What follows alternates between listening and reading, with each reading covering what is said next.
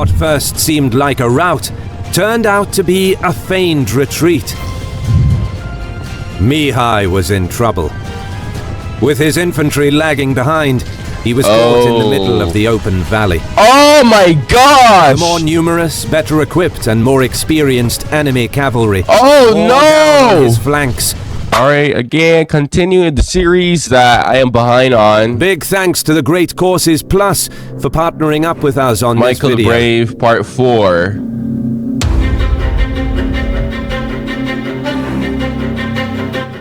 It's a warm September morning. The town of Miraslau is abuzz as Mihai's soldiers haggle and barter for provisions at the local market. But the flurry of activity is interrupted when scouts return with news that a more numerous and better equipped army is just a few kilometers east. On a hill just outside the town, the new king of Wallachia, Transylvania and Moldavia stands confidently as his troops get into position. The battle that's about to take place will decide the fate of his kingdom.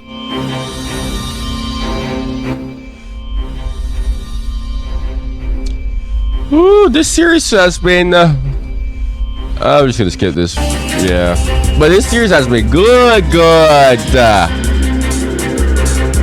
By first securing Wallachia's safety against the Ottomans, and then incorporating Transylvania and Moldavia into his new kingdom, Mihai proved he was a quick-thinking general who mastered all of the basics of 16th century warfare. He understood the advantages of speed and flanking, attacking an enemy formation from two sides, and he knew how to use the terrain to his advantage.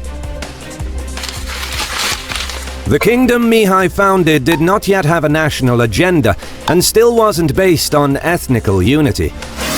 Rather, by You don't really need to have like a ethnic kingdom. I spoke about this before in one of my reactions a long time ago. You don't really need that, to be honest. You could honestly have a kingdom with other ethnic groups, and it could honestly work out fine.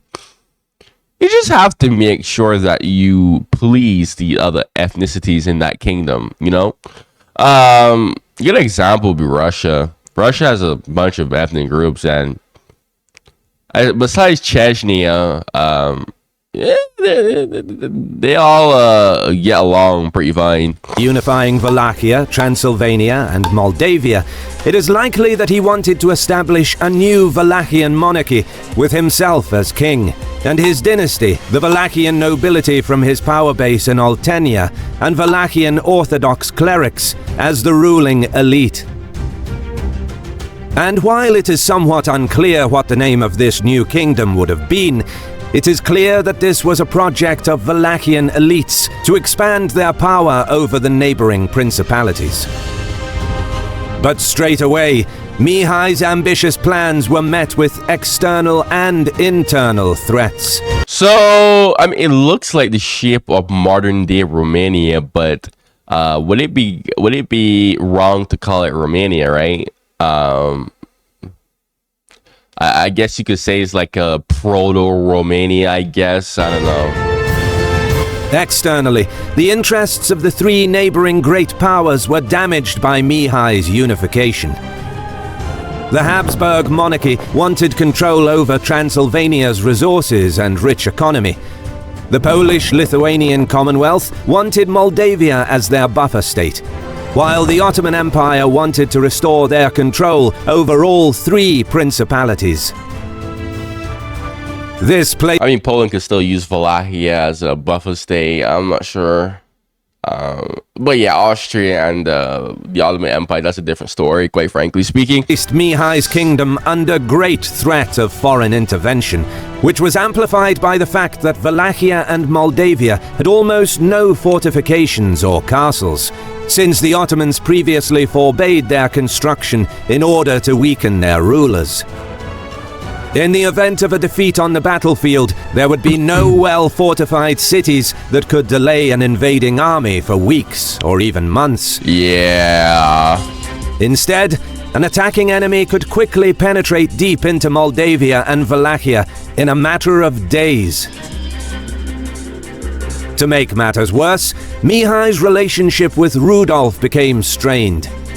Although he acknowledged Habsburg overlordship, Mihai began calling himself king and continued to negotiate his official position in Transylvania. Namely, he wanted direct rule instead of being governor in Rudolf's name, and equally claimed the Partium region as the rightful part of his new kingdom.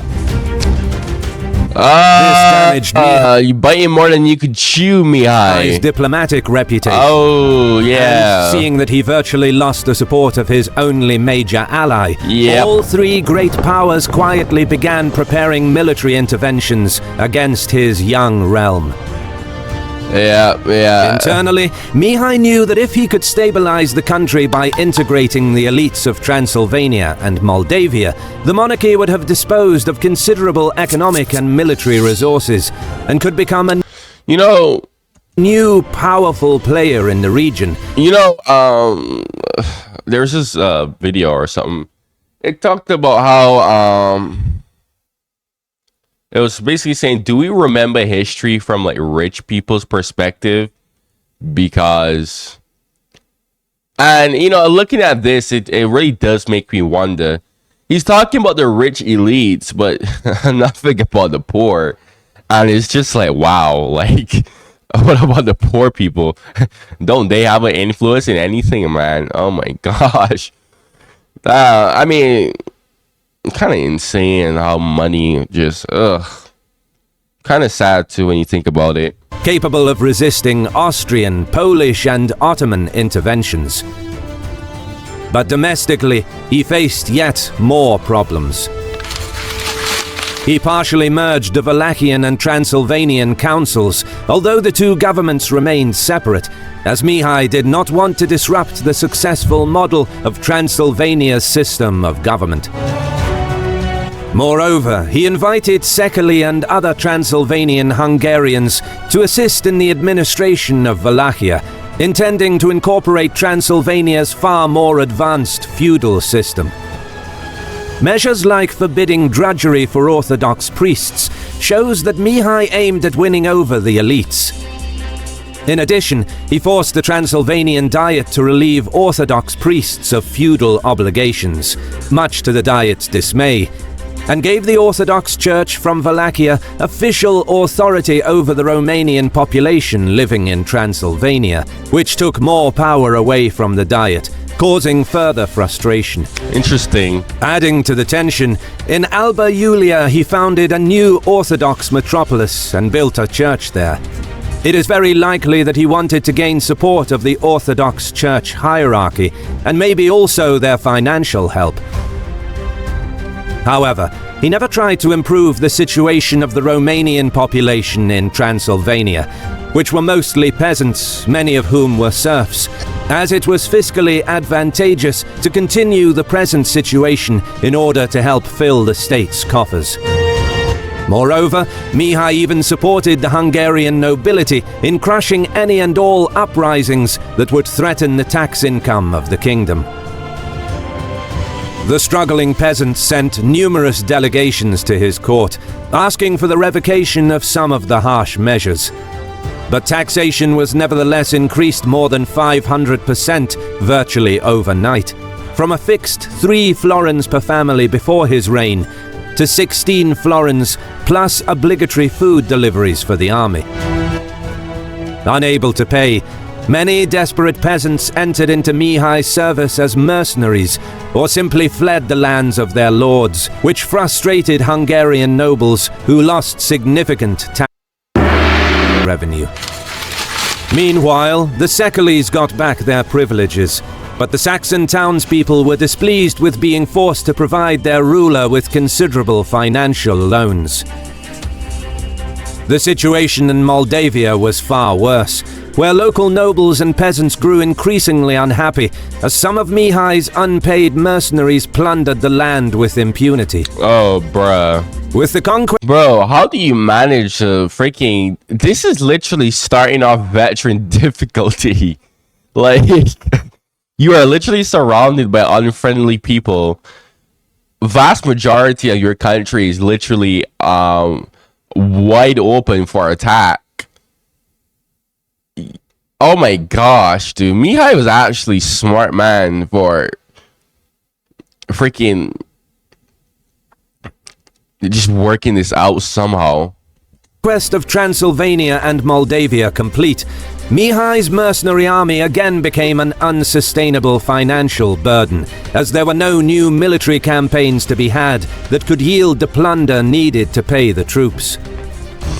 And although the kingdom possessed enough manpower to field a 60,000-strong army, Mihai could currently mobilize only around 15,000 troops, due to the unstable economy and taxation system in these early stages of his reign. Still though, 60,000 is impressive. To protect the kingdom, he had to rely heavily on mercenaries, which he could no longer afford. He attempted to solve the problem by awarding several seized Transylvanian castles and important political positions to mercenary commanders with whom he developed close relationships, as compensation for not being able to pay them and their troops. These commanders and their troops were mostly from Serbia, Bulgaria, and Albania, and they essentially became mercenary warlords who freely oppressed sections of the local nobility and peasantry. Oh, wow. Widespread corruption and extortion flourished under their local rule, sowing the seeds of resistance across Transylvania and Moldavia. The Hungarian nobility undertook a revolt to overthrow Mihai with the support from the Habsburg army, commanded by an Italian general, Giorgio Basta. The rebel army marched on the Transylvanian capital, but was soon intercepted. All right, we got a battle here finally. Although the political situation in Transylvania deteriorated significantly over the last several months, the nobles retained most of their power and were content to accept Mihai as their ruler. But what sparked the revolt were widespread false rumors that Mihai planned to nullify the status of Transylvanian noblemen and turn their estates over to the Wallachian nobility. Due to these rumors, any negotiations were out of the question, and now Mihai watched as the enemy column entered the valley north of the Mureș River. General Basta led the imperial troops, supported by the Hungarian nobility of Transylvania, as well as Austrian and Saxon troops, Flemish knights, as well as contingents of Walloons, French musketeers, artillery and mercenaries. With around 20,000 troops under his command, Basta had both a substantial numerical advantage and the element of surprise. The sudden and unexpected revolt didn't allow Mihai enough time to assemble his army. Most of his mercenaries were late for the battle, with only Starina Novak appearing with a small portion of his Serbian cavalry, along with a contingent of Cossacks and Sekalis. Cossacks. I did not know Cossacks were in this part of Europe. Although thinking about it now, it's right next to modern day Ukraine, Russia. I thought Cossacks were just like a Rus thing, primarily from the Russian Empire. I didn't know the Cossacks were like all the way over in these areas as well. That's interesting.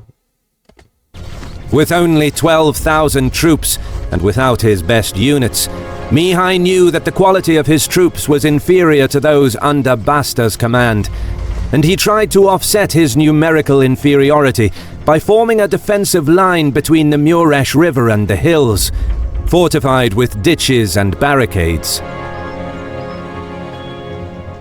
The Italian general moved into position where his artillery would have range, and he positioned his best cavalry in the second line, planning to unleash them as soon as cannon fire softened the enemy line. Artillery opened the engagement. For a time, the bombardment was equally effective on both sides. But then, Mihai gave the signal, and a thundering roar echoed from the hills above. Whoa, what is this? Basta seemed stunned as enemy cannons rained down on his position. What? Hungarian troops closest to the hillside. This is checkmate. I was not expecting this. His artillery contingent immediately took heavy losses. The cavalry in the front apparently began wavering, and Basta ordered them to pull back, realizing he would not be able to dislodge the defenders. With victory seemingly within grasp, Mihai charged after the enemy. Subsequently, the rest of Basta's army began retreating. The cavalry slowly began overtaking the infantry, wanting to get out of range of cannon fire. I'm done spending. In battles during this period, most of the casualties were inflicted during the pursuit of the fleeing army. Needless to say, Mihai's men went on an extensive pursuit, sensing the weakness of Basta's troops. But after getting well out of range of the Wallachian artillery... I was literally thinking that in my head, like, sure, you have the advantage now, but when you get out of range of the artillery, that's a whole different ball game now. Basta abruptly stopped. A flurry of orders and signals were sent out. His cavalry wheeled about, and the infantry took up a defensive formation. What first seemed like a rout turned out to be a feigned retreat. Mihai was in trouble. With his infantry lagging behind, he was caught in the middle of the open valley. Oh my gosh! The more numerous, better equipped, and more experienced enemy cavalry down on his flanks, while the Italian led a frontal infantry charge. Oh my gosh, no! The cohesion of the Cossacks on the right was quickly broken by the charge of Basta's heavy cavalry, and they began fleeing the field. Mihai stood defiantly in the face of enemy musket fire, but it was not enough to turn the tide, and the collapse of his right flank eventually caused a complete rout.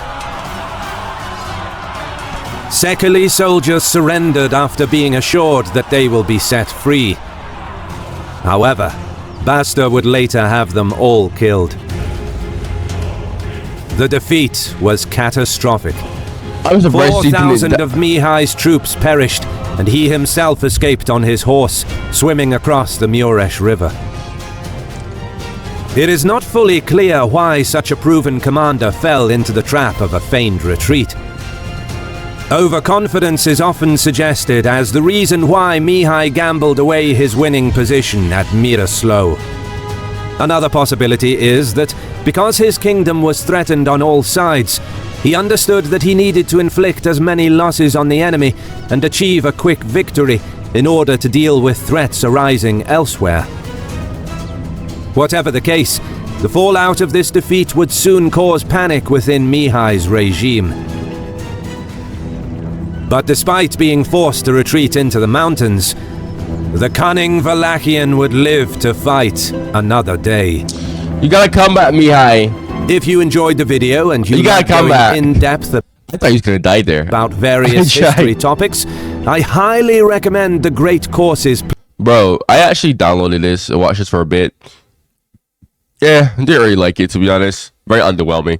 Great courses plus, meh. And Nebula is much better, to be honest. But